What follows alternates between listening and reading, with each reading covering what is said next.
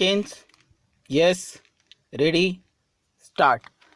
However, the existence of human rights, the very characteristics of these rights, was not discovered or forged in 1948. These rights have existed ever since the advent of men and women.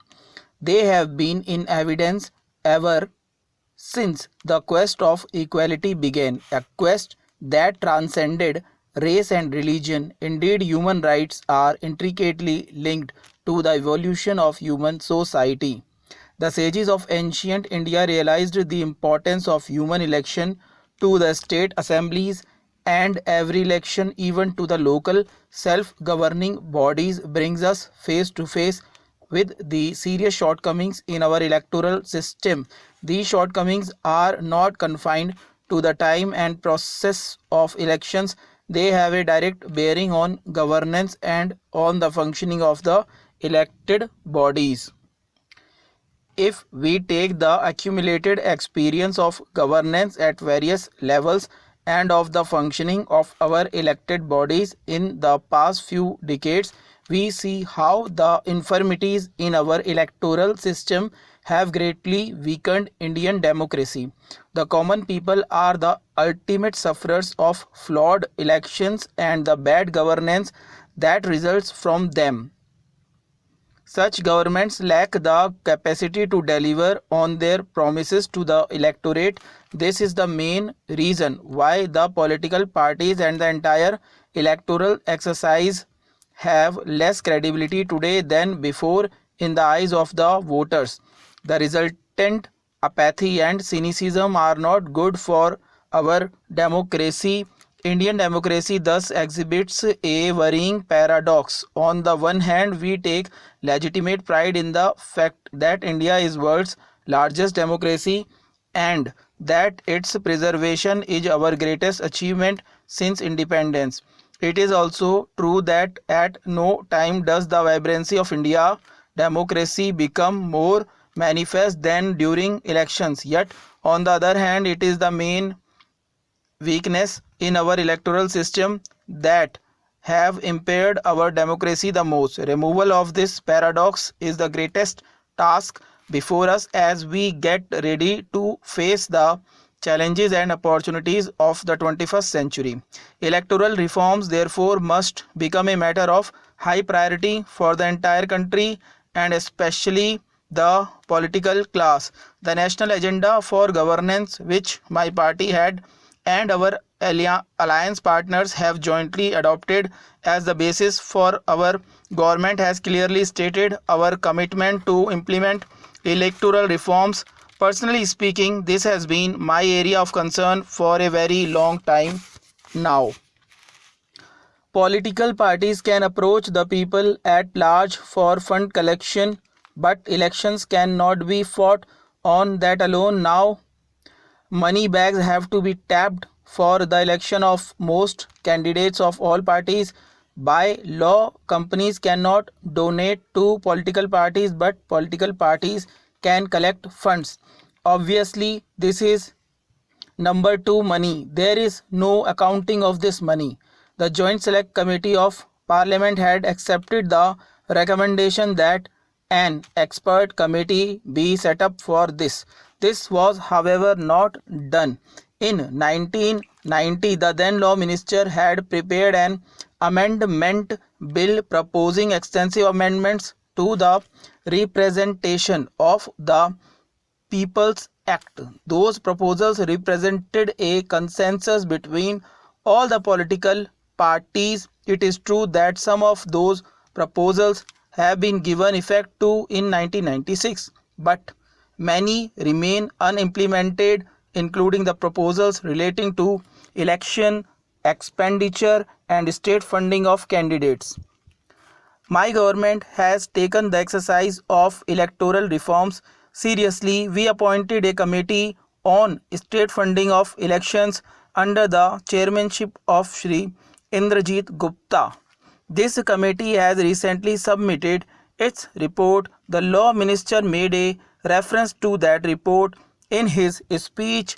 I am happy that Shri Indrajit Gupta is invited to the seminar to preside over the session on election expenses and state funding of elections to be held tomorrow. To facilitate free and fair election, the Election Commission has published certain guidelines. There is a demand that the government give statutory status to some of them. Effective implementation of these rules of conduct depends upon the good sense of the political parties, sense of discipline on the part of the administrative apparatus, and the willing cooperation of the public at large.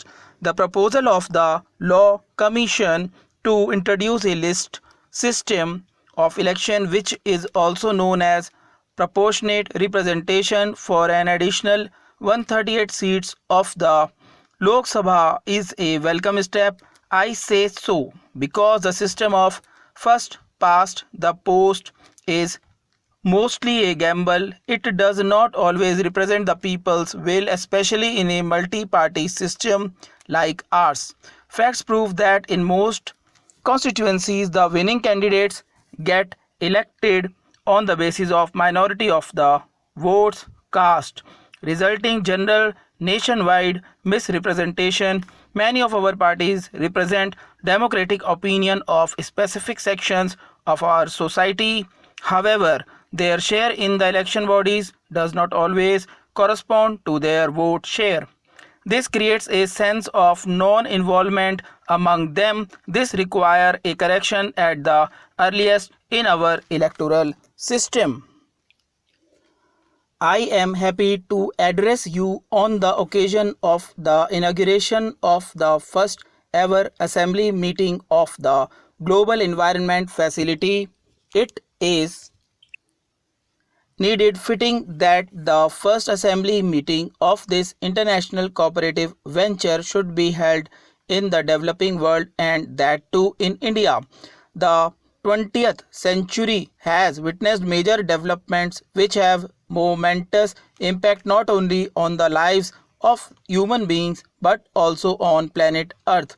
These include an unprecedented growth in population and in consumption, rapidly increasing urbanization, dramatic changes in the global economic system, and the revolution in communication technology. As we are poised on the threshold of the third millennium, we have become increasingly aware that the process of development, including industrialization and economic growth, have come at a huge cost to society, to the environment, and to our future.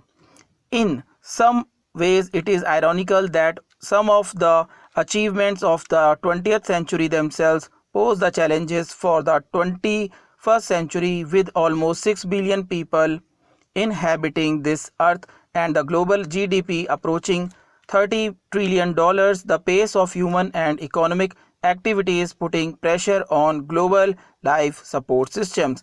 We witness the depletion of non-renewable natural resources, the continued destruction of life-sustaining forests, and illegal international trade in protected species of flora and fauna.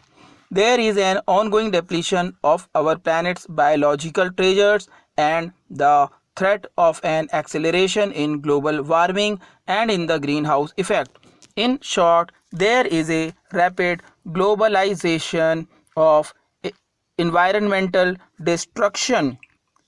The environmental impact of human activity is no longer restricted to man-made national boundaries. The problems of environmental degradation call for more than scientific and technological solution. They require the re-establishment of environmental ethics and values practiced in traditional societies, with economic development based on these issues. India, as one of the traditional societies, has always believed in the integrity and sacredness of nature, with all pervading peace as the ultimate purpose of all existence and activity. The age-old philosophy of coexistence is not one merely for coexistence of human beings, but it is in fact a basic premise of all living beings and of harmony within the cosmos. The balance of nature has to be restored even as we have to ensure complementary and coexistence of different life forms between plants and animals and between nature and man. Based on our experience and understanding of global environment today, that sustainable development at the national level cannot be pursued in isolation. Quality of life of the nations today as also in the future depends to very large extent on the policies and actions that the fellow nations of the world pursue. Against this background, new partnerships have to be established for conservation and sustainable development while ensuring equitable distribution of technology and social advancements. Promoting these partnerships require making the most of the diverse bunch of knowledge, skill perceptions, and of assets belonging to a wide cross section of nations and societies. When we analyze the nature of pollutants, we find that both affluence and poverty contribute to their high levels. The problems of the industrialized and developed world stem from their high levels of economic activity and consumption. The degeneration of forests and natural resources in the developing countries, on the other hand, can be attributed largely to the lack of resources and alternative source of energy and income generation. The strategies to tackle these two distinct causes therefore need to be significantly different. In the case of the rich and developed world, the issues can be best handled by laying stringent emission norms, limits on pollutants, and by enforcing these stringent norms and limitations. However, for the developing and the underdeveloped world, the best approach would be to put into place an incentive structure that would encourage conservation and discourage the scavenging of nature without compromising economic development and rapid elevation of poverty. For the developing countries, we should make concerted efforts to facilitate and promote adoption of environment friendly techniques of production and also undertake far greater measures to disseminate information about ill effects of polluting forces as part of international efforts to contain the ill effects of environmental degradation and to encourage sustainable development. Nations have put in place several ecological treaties like the Montreal Protocol, the Framework Convention on Climate Change. Although much attention seems to be focused on climate change, on global warming and ozone layer, very little is being done to address the environmental problems facing poor societies, whether it be paucity of clean drinking water or poor sanitary conditions. Let me reiterate that if we are committed to successfully address the challenges of sustainable development and hence of environmental conservation, then it will require an international movement the like of which has never been before. It will require effective integration of the sporadic efforts being made by the different players, whether it be international organizations, national government, or non-governmental as such. Stop.